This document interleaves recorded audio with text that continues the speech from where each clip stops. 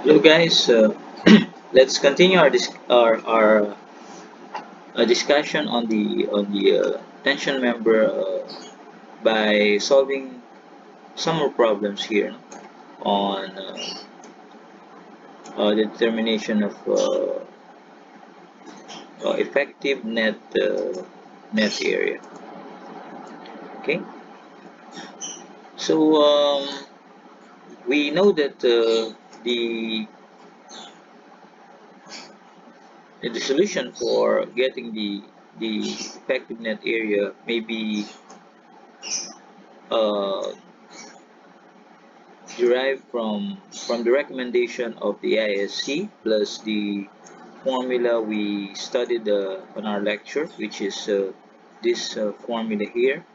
So we'll try to apply these recommendations and this formula the way we will interpret the provisions of the code.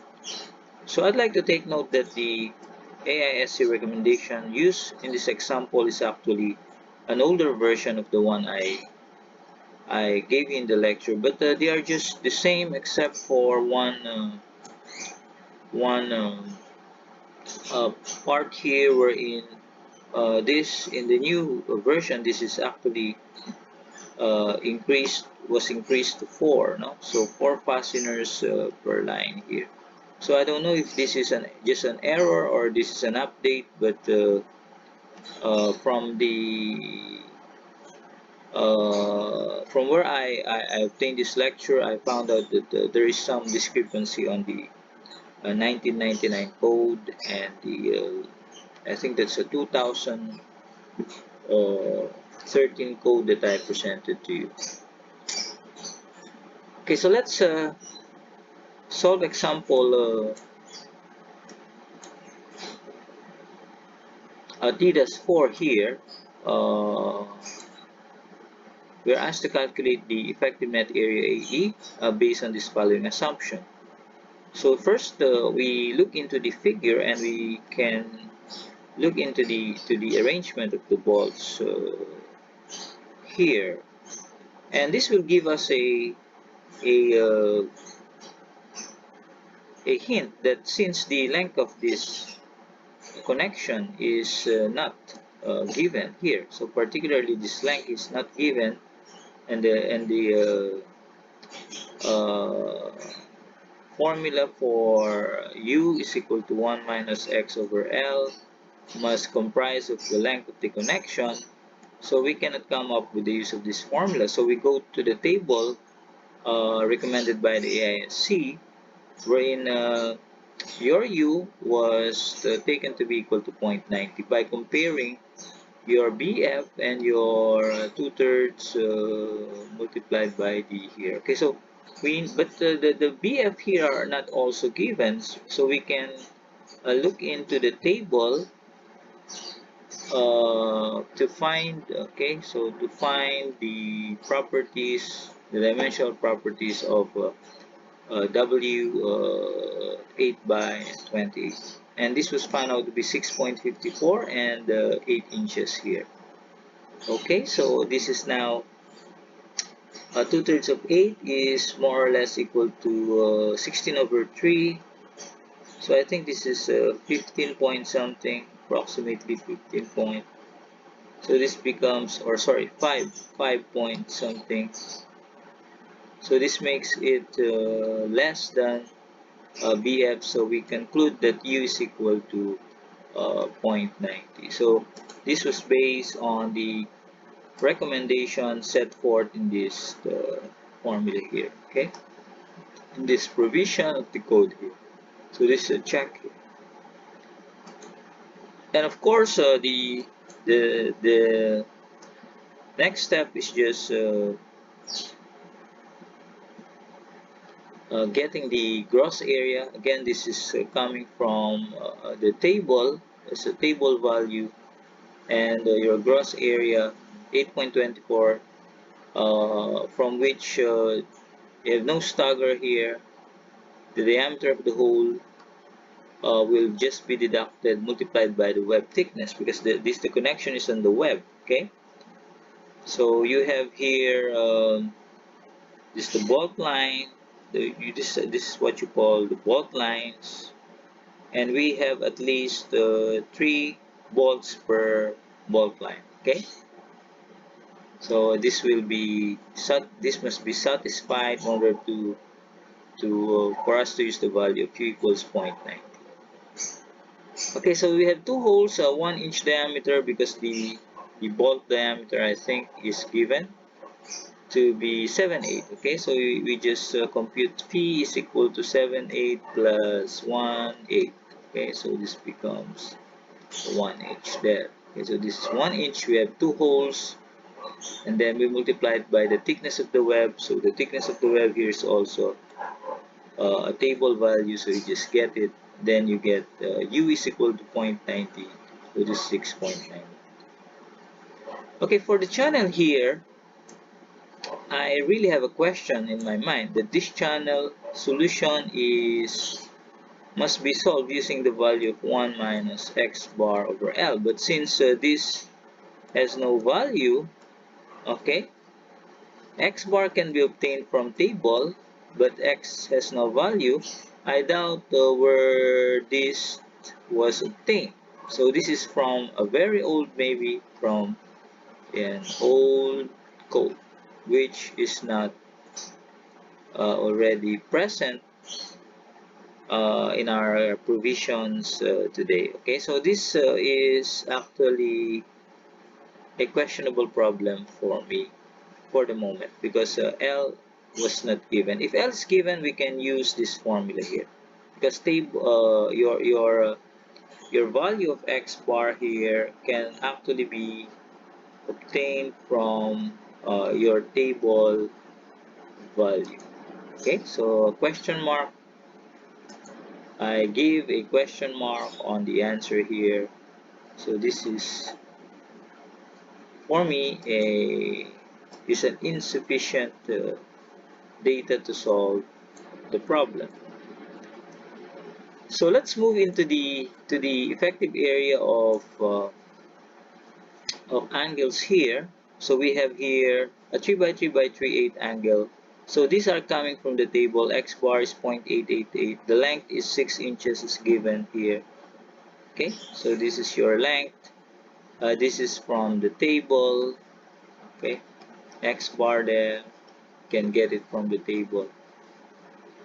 Okay, so you just solve u is equal to 1 minus x over L, and then compare it to 0.90, you get 0.852. If this is greater than 0.90, use 0.90. So this again from table, and here you just have one bolt line. Okay, so you only have one bolt line, so you don't have to worry about the stagger.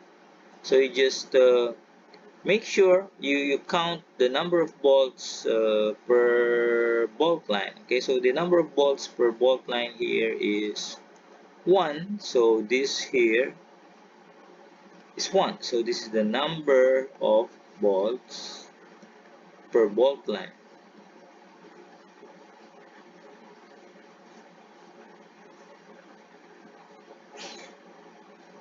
Sorry, not per bolt line, per gauge line.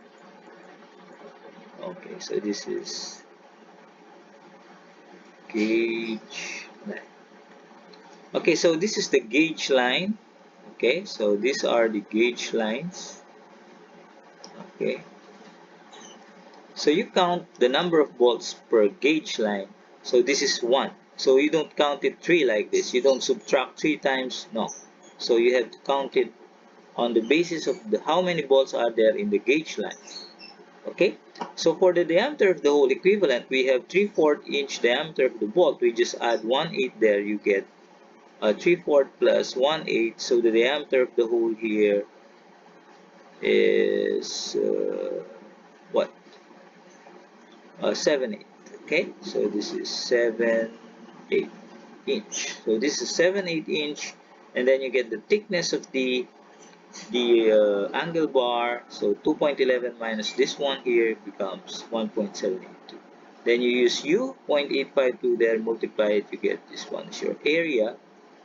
effective or net area effective. And the alternative value of U now from the table is we have 3 bolts per bolt line, satisfies the equation here. Okay, so let's look into this because you have two options. Okay, for single and double single angle yan, so connected by 4 or more fasteners per line, U equals 0.80, or connected with 3 fasteners per line, U equals 0.60. So you use U equals 0.60 as an alternative value for your reduction factor. So this is now alternative value. This again an error, so we get U equals 0.60. Okay, so what are you going to use? Are you going to use 0.6 or 0.852? So here, you may use either, no? So you don't use the 0.60 because it is lower, no? You don't use 0.852 because it is higher. So you use whatever you think is the most representative of your design. So I will use 0.852 because I want to economize. So for economy, I use use this. So for the basis of economy, I use this value here. Now for the white flange here, we have here flanges and web are all connected. So automatic.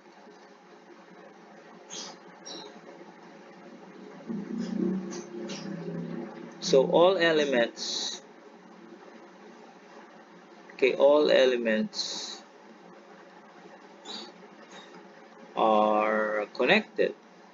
When you say elements, you are referring to the flange, the web, and the other flange there. Okay, so all are connected because there are all bolts there, so automatically U equals 1. So AG is 9.71. You don't have any stagger, so you have how many holes per gauge line? So you have 2 holes per gauge line here. We have 1, 2 holes per gauge line on the flange, on the web. Okay, so let's look at the web. Okay, so 2 holes per gauge line on the web, and we have how many holes per gauge line on the flange? We have 1, 2, 3, 4. Okay, so we have 4 holes per gauge line on the flange.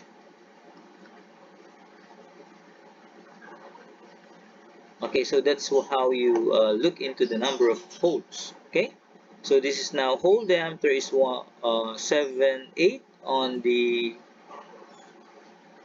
Why is it that this is? Sorry, this is not 7, 8. This, yeah, 7, 8. Okay, so 7, 8 plus 1, 8 becomes 1 inch.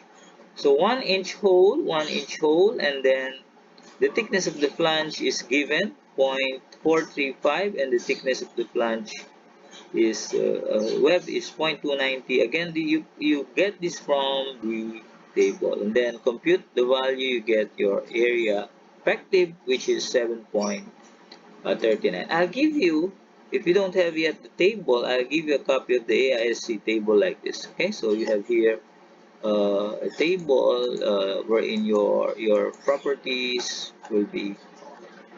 Okay, so if you don't have it, just chat me. I'll give it to you. I'll send it to you.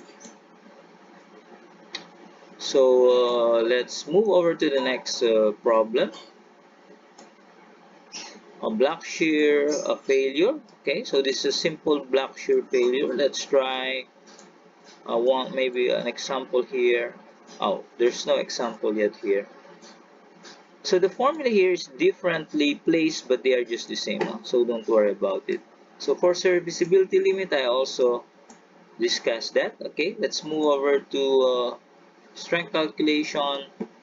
Example T-5. So we have to find the maximum tensile capacity of a member consisting of 2 angles. So we have 2 angles here. So the angles has a spacing of 1/2. Okay, connection for the gusset plate, maybe for a plate to be inserted here later.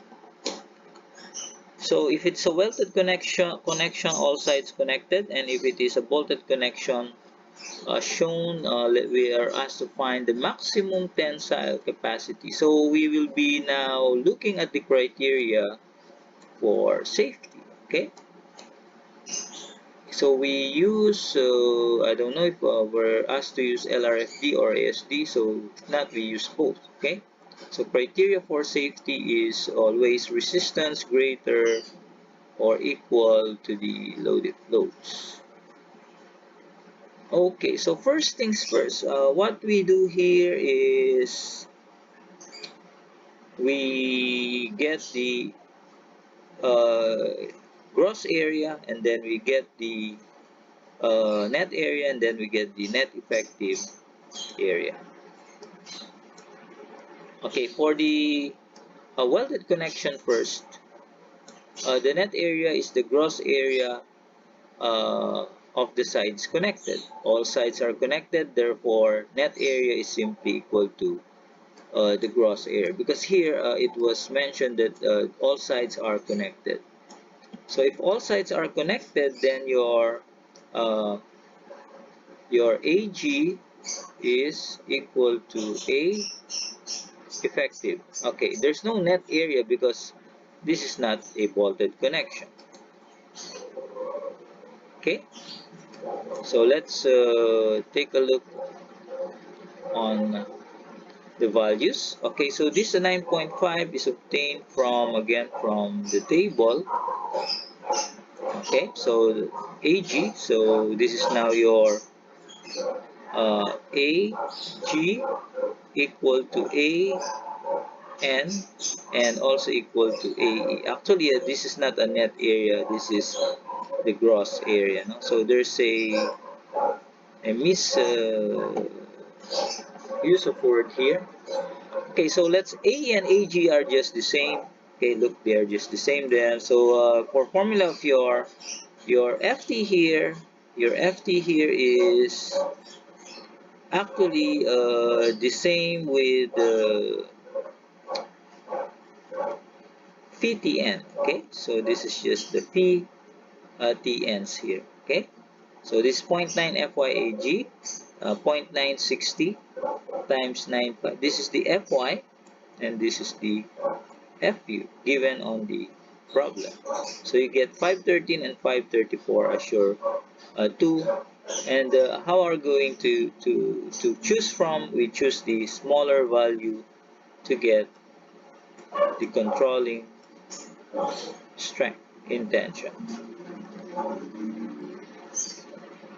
Okay, for the bolted connection, it's a little bit more involved since we have to get the net area or the effective area. Okay, so the gross width is the gross width of the section, which is 6 plus 4 minus 1 half. So this is the leg 1. Okay, leg 1 plus leg 2 minus the thickness. Okay, so we get 9.5 inches. Okay, then we flatten the angle to get a failure path. Okay, so we flatten the angle here. So this is the equivalent plate, plate of the angle bar. So this is now the width gross, and these are the equivalent gauge. Okay. Okay, the equivalent gauge here, which is 4-inch, was obtained from adding the two gauge lines here on top, the given gauge lines here, which is 2 plus, what is this value? If this is 5 and 1 half, so this is a 6 by 4 angle, so this is 4 inches. So 4-inch plus 2, this is now 5.5, sorry, not 4-inch. I'm referring to the gauge here. So this gauge distance here is simply 5.5, which is at the center. You divide that by 2, this becomes 2 and 3/4 minus 1 half.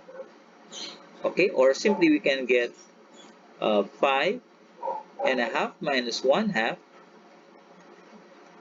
divided by 2, which is what? 2.5. Okay, so this is 2.5. This is 2.5 gauge plus 2 here.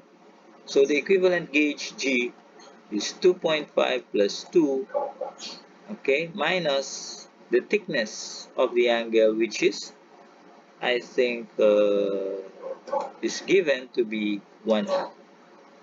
There's 1/2. Okay, so this is 1/2 the thickness of the angle. So this becomes now 4 inches. So the 4 inches then for the equivalent gauge was obtained from that equation. So this is now the 4 inches. Okay.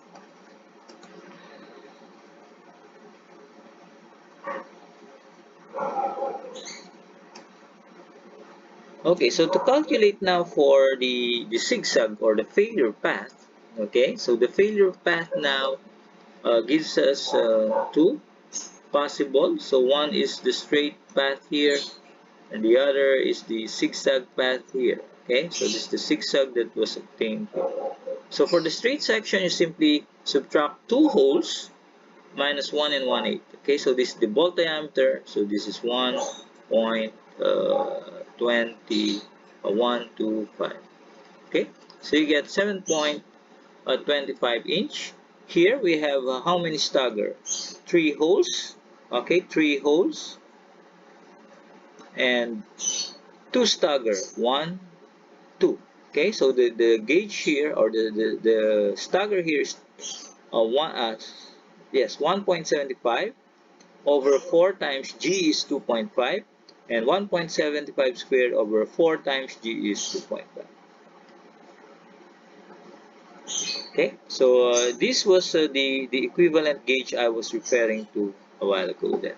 Okay, okay, so we compare the two, these controls now.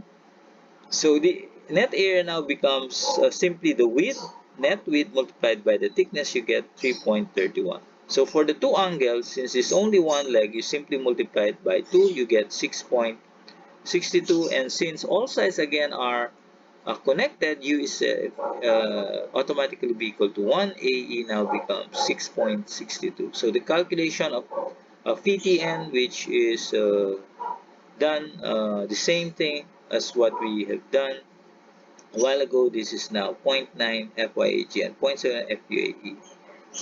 We yield 513 and 372, so your fracture will control. Okay, so that's it for the sample problems. Next video, I will be giving you some uh, procedures on how to design a tension member. So this is more of an analytical procedure, and this is the next video lesson will be more of a design procedure. Thank you very much. I hope you learned from our sample problems today.